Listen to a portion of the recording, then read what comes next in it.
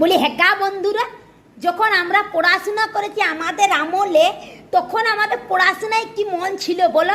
যখন বই নিয়ে বসতাম, গুড়মেলাটি দিয়ে এমনি এমনি দলতে দলতে কি চিল্লি চিল্লি বই পড়তাম, গোটা গ্রামের লোক, গোটা পাড়ার লোক জানতে পারতো আর বলতো, হ্যাঁ দেখ অমুক ছাটা বই পড়ছে, তোরা কখন পড়বি, নিজেদের ঘরের ছাটাকে বলতো।